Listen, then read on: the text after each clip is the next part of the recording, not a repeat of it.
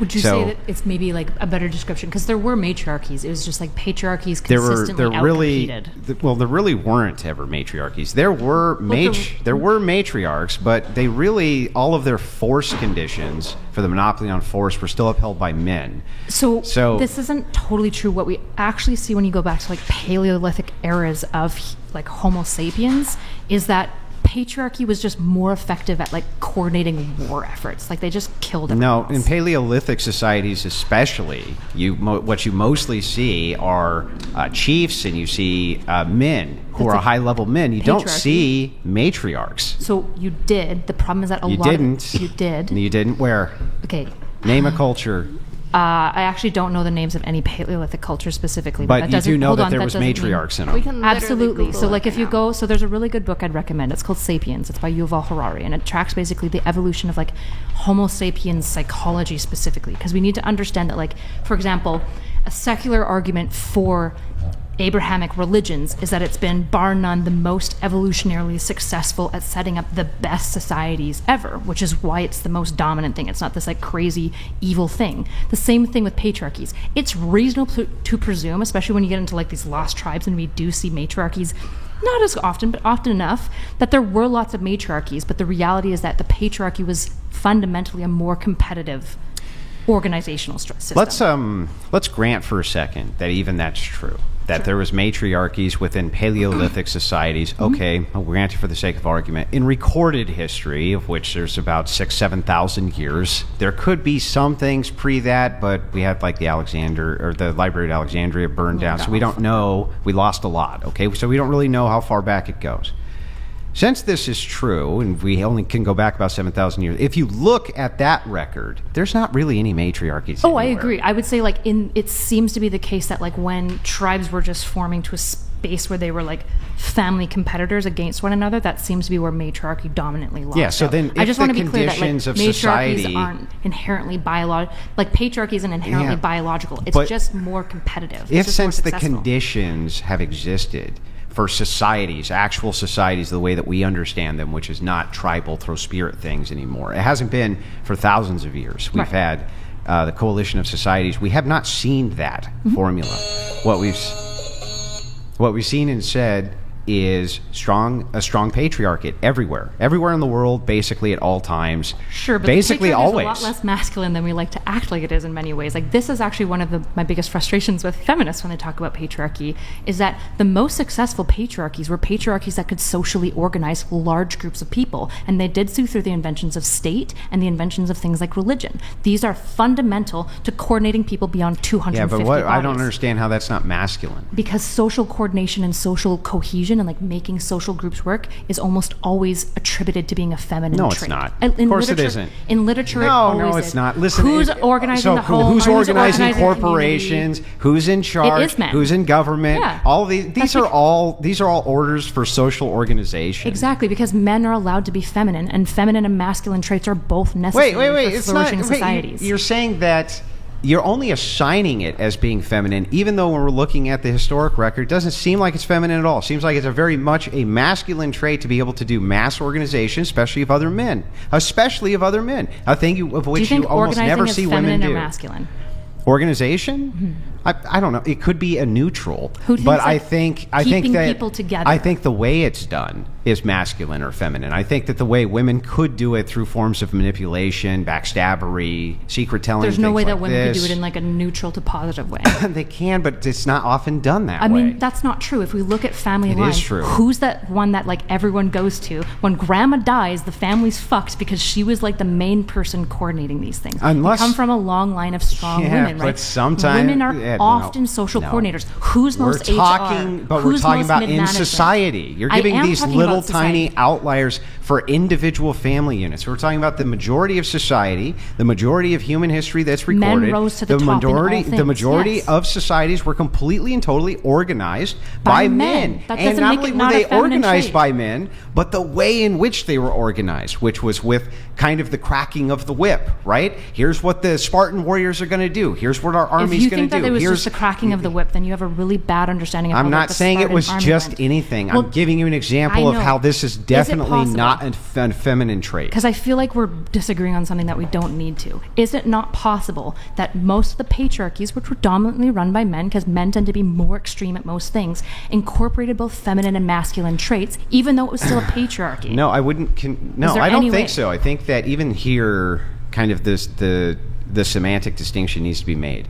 No, I don't think that organization in massive society is a feminine trait, and I don't know how you could convince me that it is.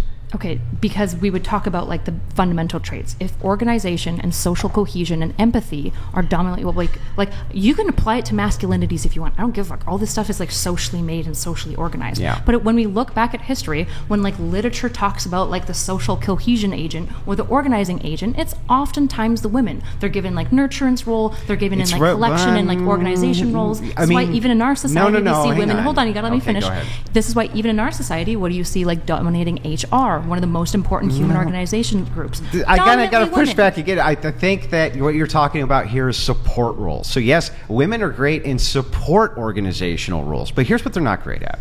They're not great quartermasters. They're not great equipment masters. They're not great at organizing armies. They're not great at any of that. What they are great is at smaller tasks like paymasters, organizing for food, organizing for cookware, things like this. Though before we, could organize women to do cooking, basically the Roman legions would go around and actually collect food themselves. But what I'm saying to you is that no, I think that for smaller tasks, for support tasks, yes, nursing, things like this.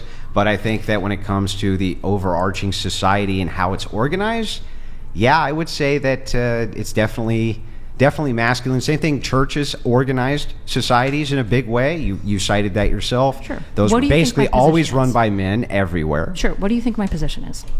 Well, I think that you're trying to say that organization is a feminine trait. Okay. Do you know the rest of my take with that, or is that the main part? Well, I mean, this is what we're arguing over.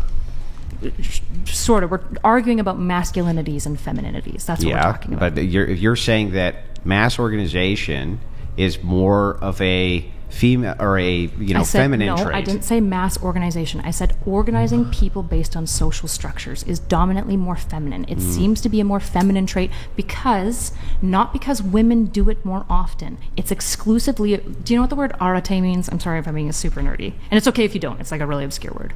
Okay, arete was this concept in the Greek that was like, it's this idea of like the most important cultural value, and the way that we tend to like look at cultures is by what their literature writes about. When you look at the literature when it comes to like social connection, social organization, and social glue factors, typically that the literature that our society is based on puts women in that role dominantly, whereas things like protectiveness, leadership is often where men, that would be something that we would call a masculinity. Yeah, but the leadership and mass organization, this is exactly what I'm saying, in fact. So you're talking about minor support roles for organization. You're talking about things like nursing and childcare, things like this. No. But when you're doing actual organization of men... I'm talking about forms.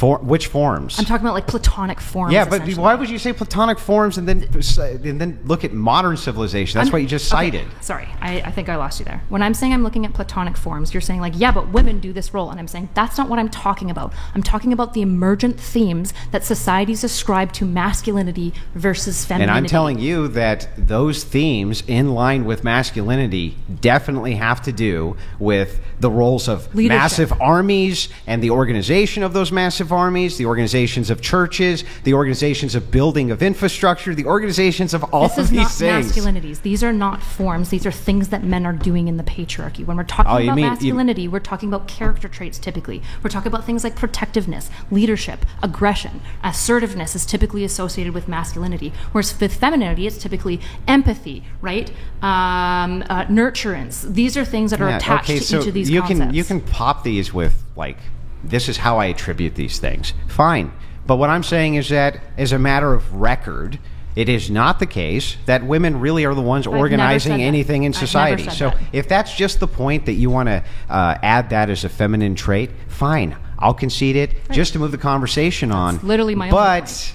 But when it's mapped onto reality, that is not what we see. Men are always in the leadership, and they always tend to be more extreme. So when we go back to the point then, and we're talking about when the men feels bad and the woman feels bad, and how women and men both interact with how men and women feel bad. You can see why there'd be a distinction for how women judge men and how men judge men. Oh, for sure. And why that would be necessary, that men do show a bit less emotion, probably a lot less emotion. That also, one thing I found here in this podcast, every single episode I've watched, this question usually gets asked: do you want a more dominant man or a less dominant man? And you know what they all say? I want a more dominant man. And I want him to show less emotion. And I want him to show more leadership, which is what you were saying. Yeah. And more virtues, which is what you were saying. That's what they all say. Sure. And I would agree with basically all of that. The point that I was trying to make is what tends to make people, like when we look at the most respect-worthy people, I'm not sure if there's any like historical figures that you look up to necessarily. Like Jesus is Napoleon Bonaparte. No, I'm kidding. You just picked him because he's short. Okay, you're trying to dig it in. On this thread, if you guys can make like each one of your final. We keep ending up in like this back and forth. That's boring. We got some more juicy stuff though. So if you can make your final points on this, we'll talk about drama after. I promise. Okay. Basically what I'm saying is if we look at like some of the most respect-worthy characters that we look up to, something like Jesus, for example, I think Jesus is a great example for men to try to embody. Jesus has both got tons of masculine traits and feminine traits, and I think one of the most harmful things that feminism has often done, not just feminism, but like the way that we've engaged with gender specifically, is describing like men can only be masculine and women can only be feminine. It's like, no, healthy people tend to blend both of these things, and that's what makes you good, which means like it's okay if men say like, yeah, social coordination with people is a little bit more feminine. It's just fine. You're allowed to be like feminine and excel at something. That's fine. Yeah, so some agreement and then mass disagreement. So first of all, these traits that we're talking about are arbitrary. So they're like, if you're talking about courage, wisdom, things like this. Could I pause you? I'm so sorry. When you say arbitrary, could you just make sure that I understand what you're saying? There's no real system for it. There's no real system in order for doing this other than like maybe subjective observations. Other than like what society emerges, right? The system is what society you could determines. say, you could say maybe something emergent, but since there is no, courage is not masculine nor feminine, right? But we look to the extremes. So what we're saying is that we see it most often here. We see it most often there. We see it most often with it. That's why we assign the traits this way. So, hang on, let me finish. I just let you go. I let you just go. Okay, so what I'm saying is that in this particular case, when we're looking at what I would consider to be masculine traits in the patriarchy and things like this, the reason that men probably should be very cautious about showing too much emotion is because on the other end, for those feminine traits, they punish them greatly for doing it, and I don't blame them. I don't blame them. Women? I don't blame women, no, because I have as little respect for those men as women do. So, well, I think sorry, we do have to move on.